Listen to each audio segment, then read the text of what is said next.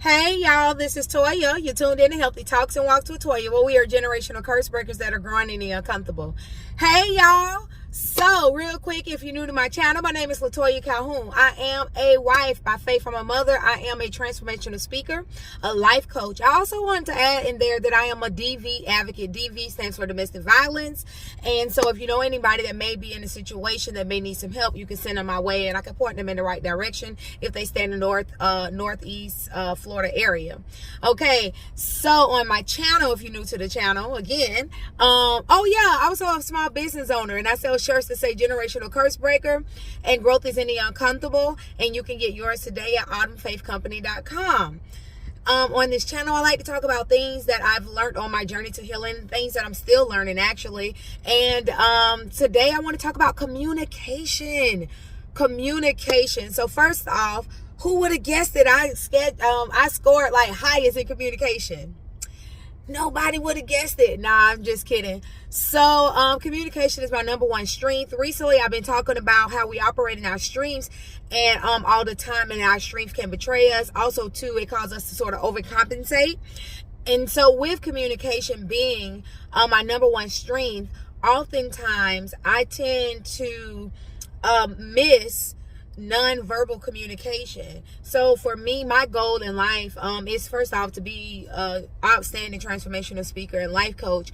But part of being a transformational speaker is being a healthy communicator, a master communicator. That's one of the things that's near and dear to me. Communication, I think, sometimes is a lost art these days, especially as people are getting so more social media focused and everything. A lot of communication, verbal communication has been lost, and not just verbal communication, but a lot of the times people aren't aware of how much their body, their nonverbal communication is communicating something. So I say all of that to say that if I'm not intentional, I miss some nonverbal things, because verbal communication is my main strength. I like to talk. I don't really do well with subtleties. I don't really do well if you're not good at verbalizing whatever it is. And then also too, I just want to add in there that our verbal communication only is weighted by what our body language does and what our actions do. I did a episode sometime last year, maybe year before last, where I talked about we can tell what you believe by how you behave. So all day long you could tell me I believe this, but if your actions don't display that you believe that, I'm generally going to believe what you do, not just what you say. So with that being said, I was doing some research, and verbal communication only accounts for 7% of communication. 7%, right?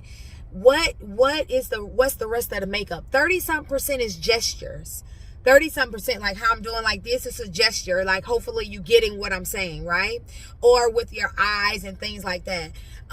Well, not the eyes is non-verbal and it's not a gesture. The other part of gesture is tone. Right? Like if I sound excited, or if you sound like you have joy in your voice, right? Or you can sound like you have sadness in your voice. People can kind of pick up on those things, right? The other part of it is non-verbal things. It has nothing at all to do with tone or any of that. What it does is your body. So a lot of the times we're in relationship, and I'm just sharing this because I want to get me better, so I want to help folks around me as well. Sometimes we're in relationship with people that have an issue with verbalizing affection or dissatisfaction and things like that, but they will act them out.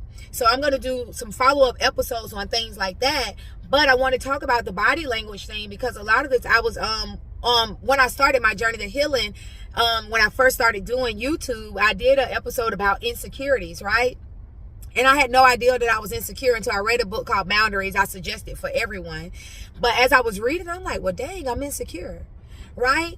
And so a lot of the times I was so frustrated in the relationships that I were in friendships and things of that nature. But when I really looked at it, I came into the relationship some of the times acting like a victim, almost offering people to treat me a certain way. It doesn't excuse them doing it. I will say that. It does not excuse them doing it. However, a lot of the times people treat you the way you allow them to treat you, right? So establishing healthy boundaries, establishing, hey, this is a reciprocal thing where I'm going to value you and you value me, is definitely important in healthy relationships. But that was part of the thing, because I didn't come to the relationship really valuing myself. I was behaving less than. And so a lot of that has to do with sometimes our body language, right? If we're acting like this, you know, standoffish, or we have people say, oh, I got a resting person face, like an attitude or whatever like that. That's not inviting someone into you. So the Bible tells us to be a friend, to have friends, we must show ourselves friendly. So my thing is, are you showing yourself friendly? And I'm not talking about just in, like, you know, regular relationships, on your job, because we spend most of our time on our jobs than we do most places, right? Are you showing yourself friendly in your friendships? And most importantly, with your children and with your spouse. A lot of the times we expect folks to just read us or just know us, but what you're saying out of your mouth and what you're showing in your body are two different things. And so I just want to challenge you guys to take inventory and say, are my words matching my actions? Is my body offering, you know, is my body language speaking what I'm verbally saying?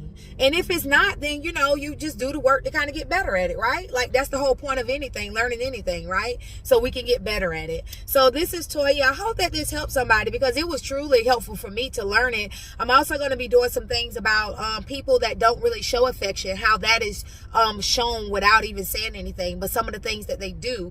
And so that way it can help them, if that's them, or if you're in a relationship with people that have issues with showing affection, how to kind of like read between the lines to read certain things as well. All right, this is Toya. Don't forget to comment, like, subscribe, and share, because it may bless somebody else. Peace.